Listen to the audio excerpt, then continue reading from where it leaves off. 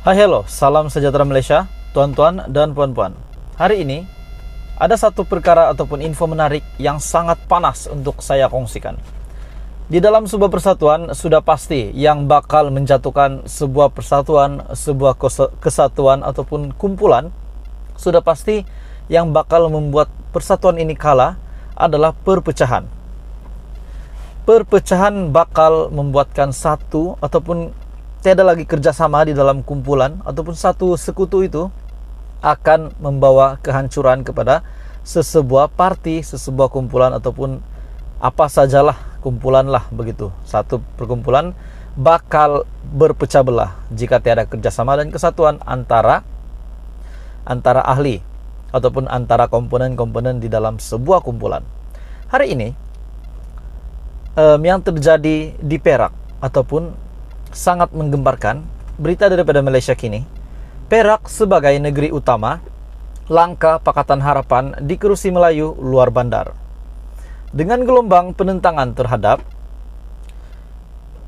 bekas Perdana Menteri Najib Razak ditambah dengan penglibatan bersatu yang dipimpin Dr. Mahathir Mohamad, Pakatan Harapan melebarkan pengaruh ke kubu kuat Barisan Nasional di kawasan Melayu luar bandar pada RPU 2018. Mendapat kelebihan daripada sistem First Past the Post, PH menang di banyak kerusi tersebut, terutamanya di Perak dan juga Johor. Namun, sokongan masyarakat Melayu luar bandar tidak bertahan lama dan ia dapat dilihat menerusi keputusan PRK Tanjung Piai yang lebih setahun kemudian. Ia diburukkan lagi dengan keluarnya bersatu daripada Pakatan Harapan. Perpecahan undi di kawasan Melayu luar bandar membolehkan UMNO menang di kawasan yang menyaksikan pertembungan banyak penjuru dan seterusnya menang majoriti 2/3 dalam pilihan raya negeri Johor dan juga Melaka. Kerusi-kerusi ini lazimnya terletak di luar bandar dan lebih konservatif berbanding kawasan bandar yang menjadi kubu Pakatan Harapan. Adalah penting jika gabungan itu ingin sekali lagi mentadbir kerajaan persekutuan atau sekurang-kurangnya menafikan majoriti 2/3 Barisan Nasional. Namun tanpa sekutu baru. Untuk menarik sokongan pengundi di kawasan ini, Pakatan Harapan nampaknya menggunakan kembali strategi sebelum ini yang telah memberikan hasil yang memberangsangkan. Pertaruhan berisiko tinggi yang fokus di satu negeri. DAP pula menggunakan strategi ini, melibatkan pencalonan pemimpin veteran Lim Kit Siang dengan jayanya di Johor pada PRU yang lalu. Ketika itu DAP menambah kerusi parlimen daripada 1 kepada 4. Ia juga menjadi asas kepada kejayaan Pakatan Harapan merampas negeri. Pada PRU 15, Perak nampaknya menjadi negeri tumpuan tersebut. Sasarannya adalah 11 kerusi yang dimenangi Barisan Nasional pada 2018, yang mana 3 daripadanya kini dipegang bersatu dan satu-satunya kerusi yang dimenangi bersatu pada tahun itu. Selain Tapa, kesemua kerusi ini terletak di luar bandar dengan orang Melayu sebagai pengundi majoriti. DAP dijangka membuat percubaan berisiko tinggi bagi membuktikan mereka bukan anti Melayu dengan meletakkan bekas ketua pemudanya Howard Lee di Gerik yang hanya memiliki 14% pengundi Cina. Pakatan Harapan Perak juga sedang mengusahakan agar Anwar Ibrahim bertanding di Tambun. Pengurusi Pakatan Harapan Perak, Nga Korming, membayangkan Perak menjadi negeri utama untuk mengukuhkan kedudukan gabungan itu di pantai barat. Pakatan Harapan sudah menang di Perak sebanyak 2 kali pada 2008 dan juga 2018. Namun, untuk menambah baik pencapaian tersebut, ia memerlukan mereka untuk memecahkan pengaruh Barisan Nasional di kawasan Melayu luar bandar dan ia bukanlah tugas yang mudah. Pensyarah National University of Singapore, Serena Raman, yang telah menumpukan soal politik luar bandar sejak 7 tahun lalu, berkata, satu halangan utama Pakatan Harapan adalah mesej yang dibawanya tidak bergema di luar lembah Klang ataupun kawasan bandar. Kawasan Melayu luar bandar terdiri daripada orang yang nampaknya tidak banyak perkara dan Pakatan Harapan tidak memberikan penawar terhadap ketakutan itu.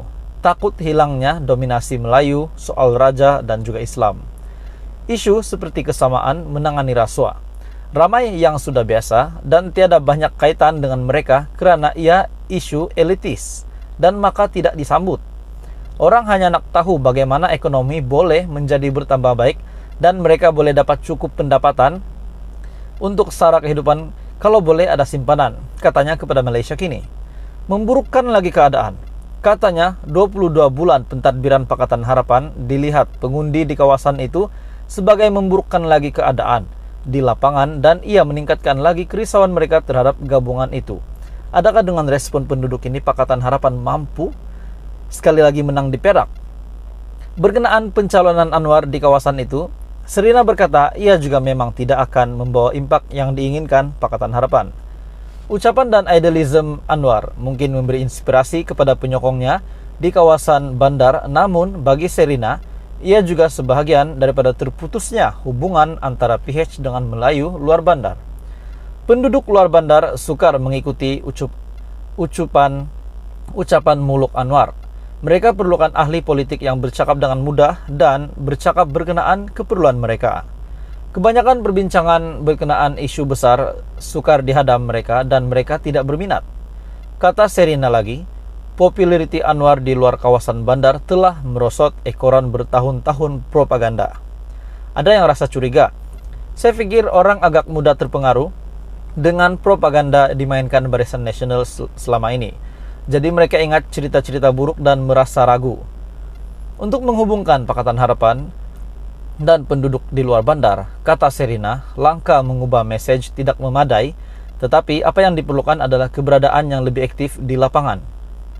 Namun katanya ia mungkin sudah terlambat kerana pengundi merasa kecewa kerana ahli politik hanya turun padang ketika musim pilihan raya untuk memberi sumbangan dan menunaikan janji yang sekian lama diabaikan.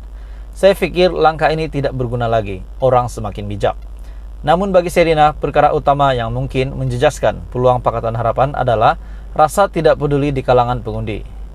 Rakyat kecewa dan kemungkinan banjir juga sangat membimbangkan. Banjir sudah melanda di banyak kawasan dan setiap hari ada amaran hujan lebat daripada Jabatan Meteorologi. Tuan-tuan dan puan-puan, baru-baru ini Anwar juga telah mengeluarkan pernyataan. Setelah beberapa DUN di negeri telah bubar, beliau membuat satu kenyataan di media bahwa negeri di bawah Pakatan Harapan tidak akan bubar. Ini kerana beliau ingin kerajaan, selagi masih ada kerajaan sah, selagi itu bantuan boleh diberikan dengan lebih teratur menurut Anwar. Dia tidak mahu negeri-negeri di bawah PH bubar DUN. Sebab selagi masih ada kerajaan yang sah, selagi DUN belum bubar, dengan itu lebih mudahlah mereka memberi bantuan menurut Anwar. Hal-hal ini memang bermain dalam fikiran orang ramai. Begitu juga dengan keadaan inflasi, ekonomi dan nilai ringgit yang merosot. Walaupun ahli politik menjanjikan sebaliknya, rakyat sudah dapat melihat dan melangkauinya. Dia berkata ia boleh membawa kepada peratus keluar mengundi yang rendah yang akhirnya memberi manfaat kepada UMNO, memandangkan penyokong tegar parti itu lebih bersemangat untuk keluar mengundi. PH akan mengadakan convention di Perak. Beberapa pengumuman utama berkenaan dengan PRU dijangka akan dibuat, termasuklah pengagihan kursi untuk parti komponen dan sekutunya. Itu adalah berita dipetik daripada Malaysia Kini. Adakah selepas Anda mendengar ataupun mengetahui info tentang Pakatan Harapan yang ingin bertanding ataupun ingin menguasai Perak, adakah Anda setuju ataupun adakah Anda mempunyai respon berkenaan dengan strategi daripada Pakatan Harapan yang dipimpin oleh Datuk Seri Anwar Ibrahim? Teruskan bersama di dalam channel ini untuk episode yang seterusnya.